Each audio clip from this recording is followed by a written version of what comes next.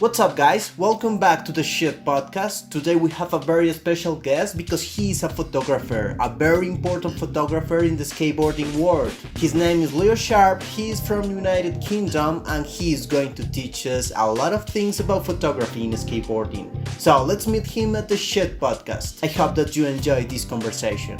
Hi guys, my name is Leo Sharp. Welcome to the Shit Podcast. Let's go for it.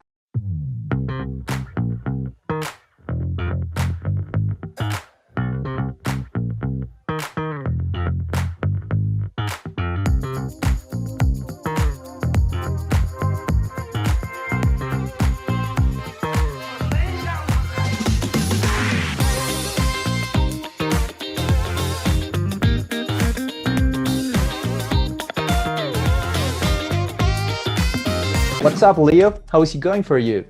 All good, thank you. All right. So where are you right now at this moment? I am in my house in Truro in Cornwall in England. Okay. All right. I wonder, because we know that you are a photographer, a skateboarding photographer, but you also skate? Yeah, I skate too, yeah. Been skating I started in 1985, so where are we now? I've been skating for a long time. I can't even count. A long time. Yeah, like 26 years ago. All right. That's really nice. And when did you start with photography? Like in the same times? I picked up my first camera before I picked up a skateboard, actually, when I was about 7 years old. I got one for my birthday. And I took a few pictures with it, but I didn't really take to it until I started skateboarding and I had something to take pictures of. So I probably started actually taking pictures of skateboarding when I've been skateboarding for about 2 or 3 years. I got a little point and shoot camera, started taking pictures of my friends, and my friends took pictures of me as well. I always tell the story that because this is way back in the days before digital cameras. So you'd have a point and shoot film camera, you'd buy a roll of 24 exposure film. And there were 4 of us in our little skate crew, right? So that's like 6 pictures each. So we'd each take it in turn to take pictures of each other. And we'd take the film to the 1 hour processing in a place called Boots the chemist. And we get the pictures back in an hour and we could see pictures of us skateboarding, which at the time, before these things, like way before you could like easily film each other with video or take pictures of each other, like at the time to have still pictures of each other was amazing. Like you could look at the magazines at the time, like Rad magazine was a big UK magazine at the time. I mean, we had like Transworld, we had Thrasher, those existed then, but like pictures of people skating were like, you kind of really looked up to anyone that you saw. So if you could see pictures of yourself skateboarding, it was amazing. So that kind of really started me on the journey to want to document skateboarding myself. Okay, so 3 years after you started skating, you start taking pictures. About that, yeah. Okay. I've just worked out, I've been skateboarding for 35 years because I'm 45 now and I started when I was 10. So there you go. Okay, it's been a long time, but it's pretty cool that you continue doing what you love, skating and photographing and both at the same time. Thanks. It's really nice. So what do you think? It was more difficult to be a photographer back in the days, or it is more difficult right now? It depends which way you look at it, really. I mean, it was easier to be a photographer back in the day just because, I mean, when I first started, I was only taking pictures of my friends. So I wasn't really trying to get anyone to do anything crazy. It was just like, I'd take a camera out and we'd go skating and I'd just take pictures of whatever was happening, Whereas like, I think I did my first article for a magazine, for Rad magazine in 1991.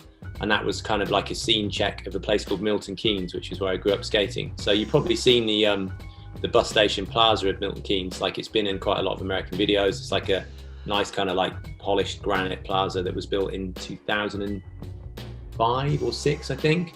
And before that, we always skated the same place anyway, but now it's got like much better ledges. But yeah, like just going out with your friends and taking pictures, it's fun, isn't it? But actually like when you get into your head, okay, I'm trying to take pictures for an article, I'm trying to get a guy to do a certain trick, then it's it's still fun to do, but you're really you're getting a bit more serious then. And if it's for a magazine or something, then, you're getting even more kind of serious with it, I suppose.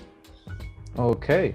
And regarding the magazines, what do you think about the printed magazines? Do you like them more than the digital magazines, or what is your opinion? Like for sure, because like I say, the internet didn't exist when I started taking skate photos, so you didn't have digital magazines. There was only print. So, I mean, I used to obviously work for Sidewalk magazine. I've got all of the Sidewalks on the shelf here next to me. We recently launched a magazine called the Skateboarder's Companion. Oh, that's nice. So that's issue 1, and that came out in January, and issue 2 is coming out at the end of April. So that's available in skate shops, but it's also available in newsagents in the UK as well. So it's the first skate mag that's been available in newsagents since 2015 when Sidewalk went out of print. So for 5 years you haven't been able to get a printed skate mag in newsagents. So this is been in the pipeline for a couple of years.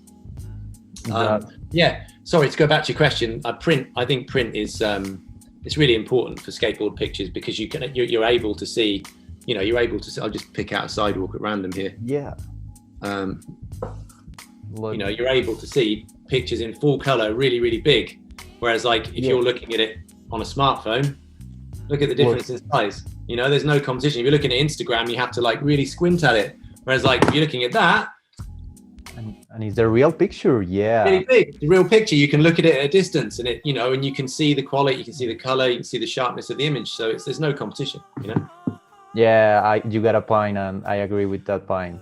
That's true. Not that I'm not saying that Instagram is bad, because it allows skateboarders that are like upcoming talent, it allows photographers that are upcoming talent to showcase their work, which is really good. But actually, when you have a picture in print, it's just much nicer to look at, isn't it? Yeah, for sure. I know what you mean.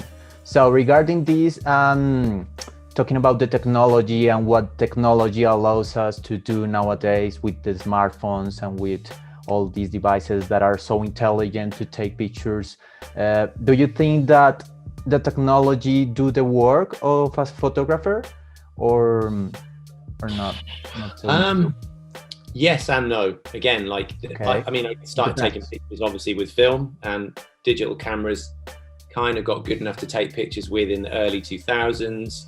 The first digital, decent digital camera I had was only 4 megapixel, but it was the top of the range Canon at the time, and it could shoot sequences. So before, we'd shoot sequences on film, and if the guy didn't make the trick, you'd have like a whole bunch of spent rolls of film, like piles of them, if they're trying something technical, and they're trying the trick and they're not landing it, and you're like just burning through rolls of film. So obviously when digital cameras came out, it meant that there was no wasting film, which was really cool.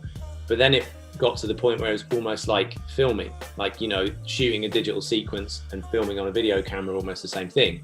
So when sequences kind of took a bit of a back seat and it kind of just went back to sort of still photography, I think it was a bit better. But yeah, but going back to your question, digital cameras can do lots of things that film cameras can't do, like, not to get too technical, like using flash with digital cameras now, you can do something called high-speed sync, which is you can shoot a really fast shutter speed with flash that you can't do with film cameras, so you can get really, really pin sharp images lit up with flash like fairly easily, which is something that you could never ever do with film before. Even with medium format cameras like the Hasselblad that I used to use years ago, you could use a fast shutter speed with that, but you'd still get a little bit of blur, whereas now you can eliminate it all. But actually, the way that skate photography is at the moment, you're getting like really nice photos with lots of blur in them, but that's actually quite nice. It's quite artistic. So, there's a place for every kind of skate photo. I love it. We sorry, going back to the skateboarders again. Show me, please. I'm trying not to like pimp it out too much, but we're trying to create a kind of what you guys are doing with the magazine. Like, we're trying to create a community of skaters and photographers in the UK that's like, I've probably got about 40 photographers that submit work to me now. Some of it goes in the print magazine, some of it goes on our website, on the online galleries, but it's just trying to create a community of photographers and skateboarders and filmers around the UK, like they're all engaged with the magazine. And that's I think something that's kind of missing in UK skating at the moment. Yeah, for sure. I get your point. And what do you prefer? What do you, or of course you prefer to take pictures, but you also record videos? or I don't film, no. I mean, I've always just shot still pictures. So, you know, obviously worked with a lot of different filmers along the way. You know, you create a good friendship with filmers because a lot of the time you're kind of sat next to them wherever you're shooting pictures, they're sat next to you filming. So, you know, I've worked with a lot of really good filmers over the years, but I think I know people that do both, like shoot still pictures and film, but usually you're kind of one discipline or the other. It's kind of, it's almost too difficult to like carry that much gear around, like a video camera and a stills camera and flash equipment. And not that you can't do it, but I think each discipline has its own difficulties that you have to overcome each time you shoot, if you see what I mean. So it's really difficult to do both at the same session. Yeah, and with the same skills and with the same level. Exactly. I agree with that. And what is the main reason why you prefer to take pictures, in your personal opinion, more than well, other than video? I don't know. It's just something that I've always liked to do. I mean, I've used video cameras before, but I think one of the skills, like one of the top skills to be a really good skateboard filmer, is that you got really, really good at filming lines and follow filming. And you know, not that, I mean, you know, I'm all right at skateboarding, but some of the VX lines that you see now, where people are like super close, they're going really fast, they're like running up steps, running up curbs, you know, like some of the stuff that Jake Harris, for instance, when he filmed the Tom Knox part. I don't know if you saw that Tom Knox part come out recently. I mean, Jake's an incredible skateboarder himself, so he can film lines that no one else can film, because he can like ride down steps or like ollie up curbs while he's filming and just make it look seamless. Do you see what I mean? And I think that if I was a filmer, I'd be absolutely terrible at that. I'd be falling off all over the place, smashing cameras, hurting myself. It's much easier just to stay still and shoot stills. Yeah, for sure. In my case, I prefer to record videos because I have a GoPro and it's very nice. It's very practical. It's so good to record lines. I think you're probably better at filming lines than I am, then. That's for sure. Maybe, I don't know. But yeah, talking about photography, you are like a master. What would be your recommendation to take good skateboarding pictures, to take a good pic of the trick at the right moment? I mean, practice, like make the mistakes and just keep going. You know, there's nothing like just going out there, shooting pictures with your friends as much as possible, looking at pictures in magazines to get inspiration, like what kind of angles do skate photographers use. You know, I'm not saying that you kind of like, I mean, look at that. That's like a classic fisheye picture, isn't it? You know, like you've seen it on a ramp, in a pool, at a skate park. Okay, photographers on the platform, uses a fisheye lens. You know, you get really close to the subject, and because the fisheye does what it does, it makes the trick look more impressive. So that's kind of fairly easy to replicate. Like the lighting in it takes a little bit more work. But I would say, like, anyone that wants to shoot skate pictures, like, it's really useful if you're either a skateboarder yourself. I would say that's, you know, pretty much 100%. You need to be a skateboarder, or at least have an understanding of skateboarding and hang out with skateboarders all the time to be able to do it. And just look at lots of other skate pictures. You know, I'm not saying you have to do it exactly the same and copy what you see, but because obviously you need to have your own kind of creativity. But be a skateboarder, or like be around skateboarders. Like hang out, skateboard a lot, talk to other skateboarders, see what kind of things they like, see what kind of tricks they like to do, and just shoot loads of pictures, make the mistakes, and just keep trying. You know, like and have a laugh with it. Because if you're not having fun skating and you're not having a laugh, why are you doing it in the first place? You know? Yeah, for sure. We really need to love what we are doing and what we are taking pictures of, in this case skateboarding. Yeah, exactly. I agree with that.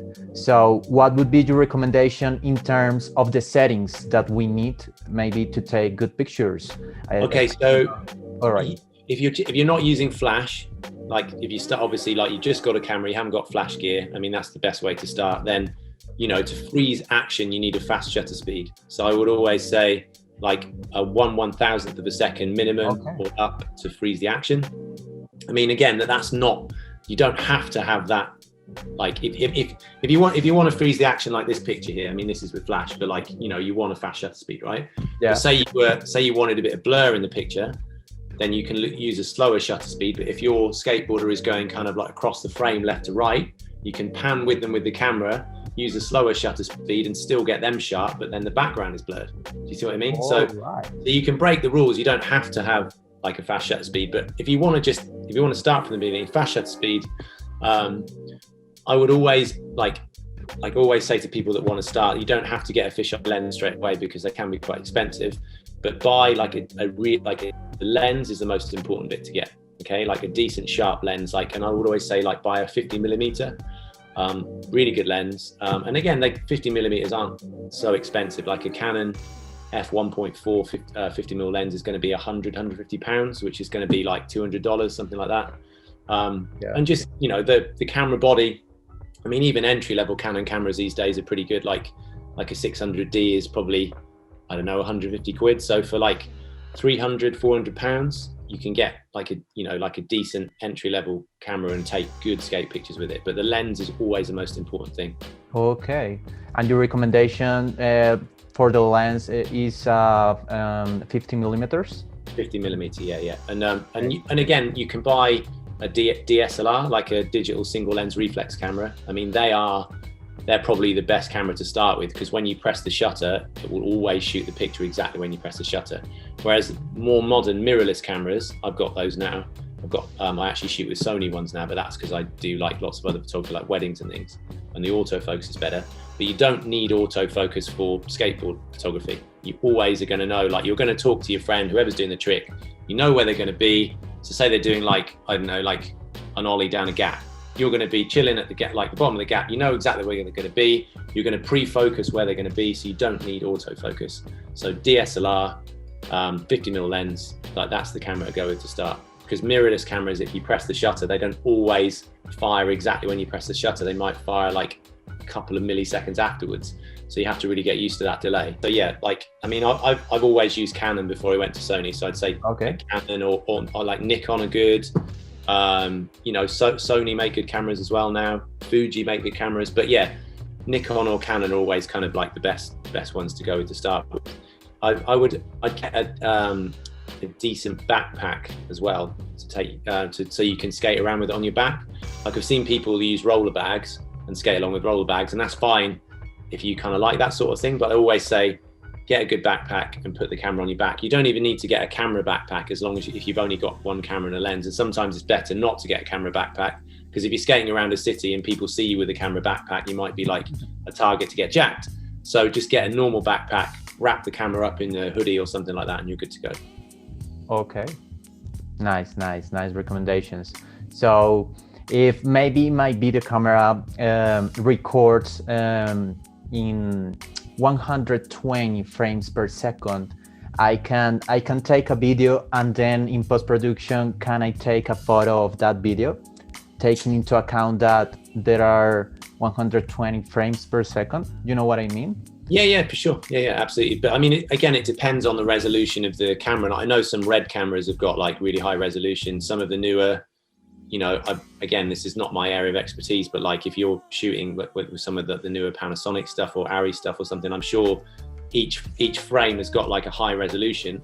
And if you've got good light, you can probably take a still frame from it and use it in a magazine. But I've never been sent one from a filmer that was kind of good enough quality to use in a magazine, although I'm sure that they are now, and maybe that time is coming. But the difference between taking a still frame from a video camera and actually shooting one, sorry to go back to this again, with a proper stills camera, is that you can use flash with a stills camera, whereas you can't use flash with a video camera. I mean, you can light it with really, really expensive bright lights, or I guess LED lights aren't so expensive these days, but I would imagine that the quality still isn't as good as using a stills camera with flash. It might be coming though. I could be wrong. I don't know. Okay, nice. And for taking pictures, what do you think about the continuous light? I don't know if that is the right concept to call it. Yeah. The flash just take a second, but the continuous light is always. You can't. You can't continuous light. LED continuous light is getting better and it's getting brighter.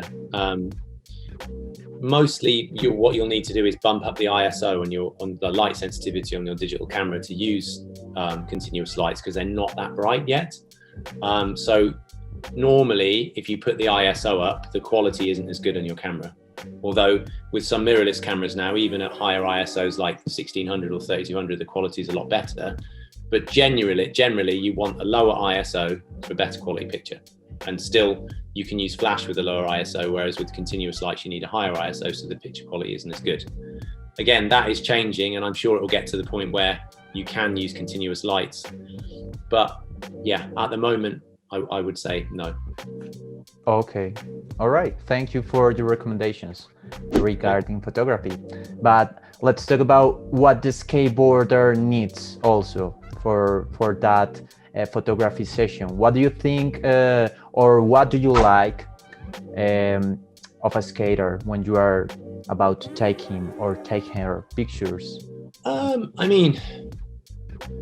That's again, it's always kind of in the eye of the beholder, isn't it? Like, you know, if we're looking to do an interview with someone for our magazine, for instance, it's not necessarily like always a certain type of skater that we want. We want diversity. So we want boys, we want girls, we want, you know, skaters of ethnic origin. We don't just want, you know, a load of white guys in there. Do you know what I mean? So it's, and again, it's not necessarily about like how good the skateboarder is. I mean, you know, you want to have good skateboarding in there, obviously, but like, we're not always going to go for a certain type of guy. Like maybe, you know, the skateboarder in there likes to skate car parks. Maybe they like to skate skate parks. Maybe they just like to skate like certain street obstacles. Do you know what I mean? There's so much happening in skateboarding now. Like from you know, when I started skate photography, like, you know, we just used to hang out and street skate and skate whatever was in front of us.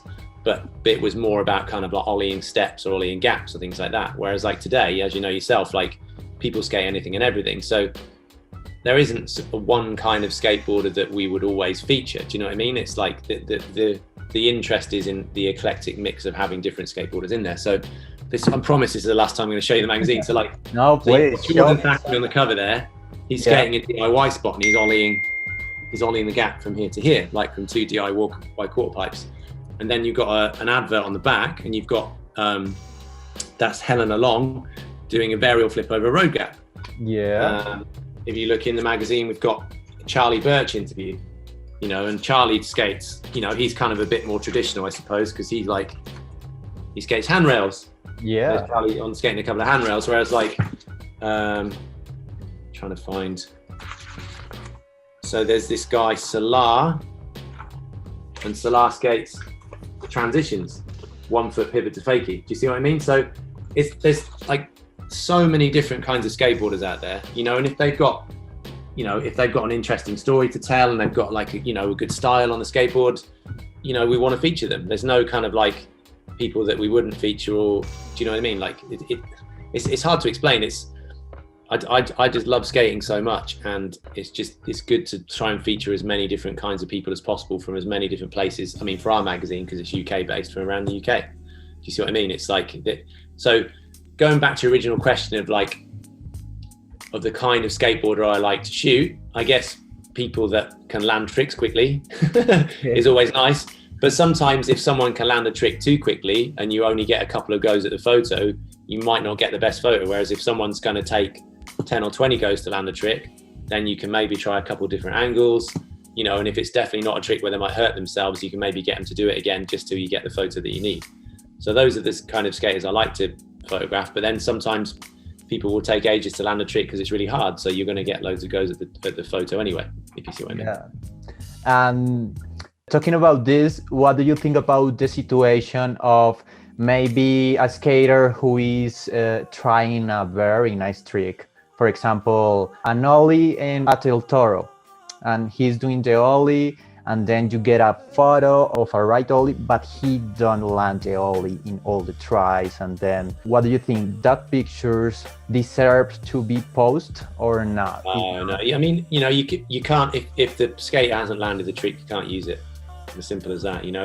And that's the thing, like every, you know, especially, I mean, I know over the years there have been pictures run in American magazine, there are pictures run in every single magazine you care to mention that haven't been landed. Yeah. But I think with the way that the internet is today and the way that, you know, if everything gets documented, if there's no footage of a trick, especially if it's going to be an ollie down El Toro or whatever you mentioned, there's always going to be a photo of it. There's always going to be footage.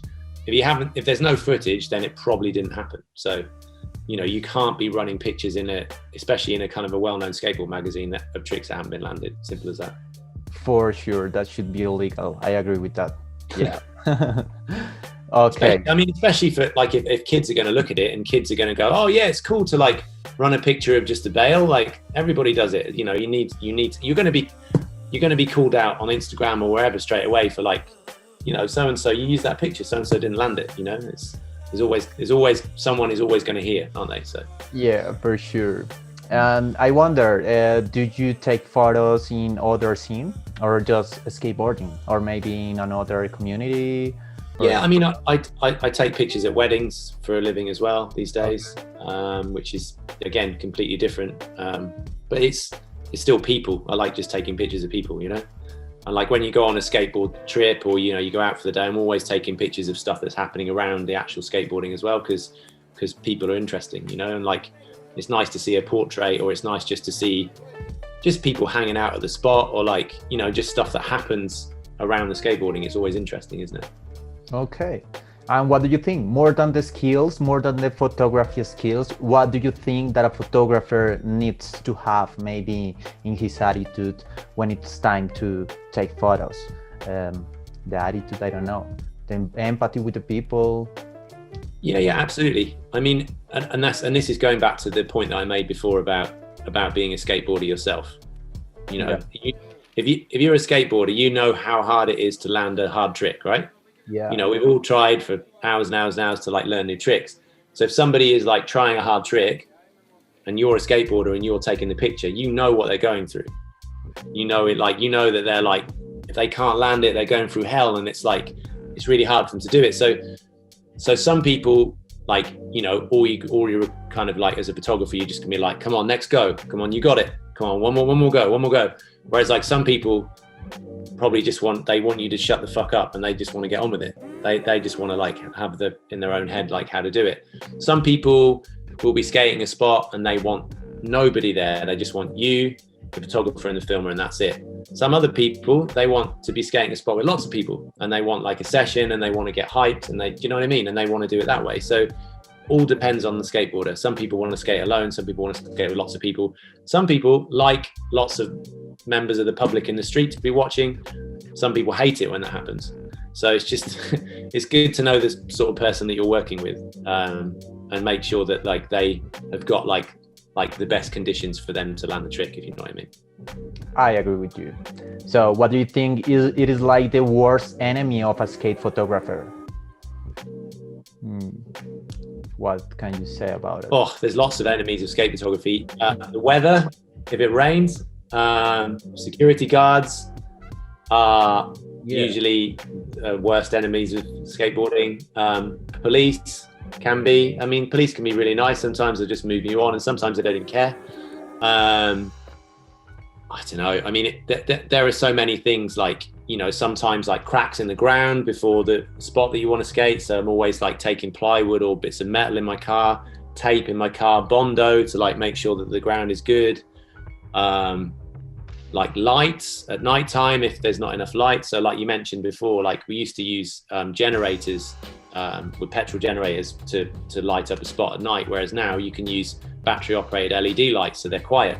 Whereas back in the day, we would like pull the string on the generator and it would be super noisy. So of course, you know, sometimes that noise attracts attention, whereas now you can literally turn on your LED lights, light the spot up, and it's super quiet. So yeah, there are so many factors like involved in skate photography. You might have to go back for this one trick like, I don't know, like 9 or 10 times for the person to land it, because literally you might get 2 tries and get kicked out straight away, or you know, it might be somewhere where it rains a lot where you only get a couple of tries, or it's because it's always wet, or do you know what I mean? There's so many factors in it. Like you'll see like I'm going to choose a different mag now because you've seen it once. You'll see like the cover of a magazine, you know, and you're like it's a cool cover, but like you don't know like where that spot is. Like that spot's in a place in Northern Ireland that's it's a place in the ghetto that you probably can't go a lot of the time. So, and that was shot years ago, and it's like he was lucky to even get a few attempts there, because probably he didn't get kicked out by security guards. They were just like local people that probably didn't want him there. So again, like you're like, yeah, it's a cool photo. Maybe it took a couple of tries to do. It's like he probably only got a couple of tries because you can't actually skateboard there. Do you see what I mean? So Yeah, I understand what you're saying. Yeah, skateboarding might be difficult sometimes for that factors. All right. Okay, Leo, the conversation is about to end. Two last questions and that's it. The first question is, in a general perspective, what do you think is a good picture for you? The picture that has what? A good picture, a good skateboard picture has style in one way or another. Maybe not just the skateboarder's style, but like the style of the photography, you know, whether it's black and white, whether it's color, whether it's film, whether it's digital, there's something about it, something different, something stylish about it. Maybe it's the architecture of the spot. Maybe it's the shape of the body shape that the skateboarder is making. Maybe it's the way that the photo is lit. Maybe it's the fact that you shot it on Polaroid and like did something crazy with the picture, like in post-production. Just something that sets that picture apart from kind of, you know, shooting a picture with a phone maybe. But then that's not to say that you can't shoot a good skate picture with a phone, because I've seen great skate pictures shot with phones. There's no right or wrong with skate photography. Do you see what I mean? Like there are conventions, you know, like what's something that you notice about both of these? Like, you know, the skateboarder in this one, he's up in the sky, and this one is up in the sky. And usually if a skateboarder has got a clear background behind them, you can see the shape of their body really well. If there was a lamppost behind him going through the middle of him, that'd be really annoying. So it's always finding a clear spot in the back of the frame where you can see the shape of the skateboarder really well. I would say that is probably my number one recommendation for a good skate photo. Okay, thank you for that. And one last question. What do you think about, what is the magic of making a good photography in the moment when we are taking the picture or in the post-production? The magic that we are able to put in post-production? I'd say with Photoshop these days, there's a lot you can do in post-production, you know, like, and sometimes you can get a bit lazy. It's like, you know, so I'll put a camera on a tripod these days, and if I'm shooting with a long lens and there's a filmer in the shot with a fisheye, I can take a picture without the skateboarder in, without the filmer in, and I can just clone stamp the filmer out of the frame. So that's something you can do with Photoshop these days that obviously you couldn't do back in the film days. You had to make sure that the filmer wasn't in the picture. Whereas these days, if the skateboarder is only going to do the trick once and the filmer needs to get it and I need to get it, I can shoot it with the filmer in the frame and I can get rid of the filmer in afterwards in Photoshop. And everyone's happy. The skateboarder doesn't have to do it twice, especially if it's a gnarly trick and they might hurt themselves. So that's one of the benefits of post-production these days. So a lot of the time I'll shoot, if I'm shooting long lens, I'll shoot with a camera on a tripod. So I can shoot 2 frames, one with the trick and the filmer, one without the filmer, and then Photoshop them out. So yeah, that's the benefit of Photoshop. I would say that you can over-process a picture in Photoshop these days as well, like add too much contrast, add too much color, you know, add too much sharpness where it just looks over sharp and it looks all kind of HD and just shit. So, you know, there's too much you can do with Photoshop. So I would always say, like, try and do as much as you can in camera, get the lighting right, try and get as much right as you can in camera so you don't have to do too much in Photoshop. Okay, that's really nice. Thank you for your advice and thank you for your words. We're very instructive for the people who want to really take good pictures, good skateboarding pictures.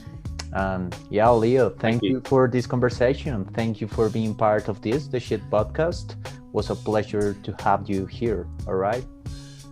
Thank you very much for asking me. For sure, man. Have a nice night. And yeah, let's skate. All right. All right. Hey, thanks for asking me, man. I appreciate it. For sure. Thank you for your information and your words. Bye-bye. Take care.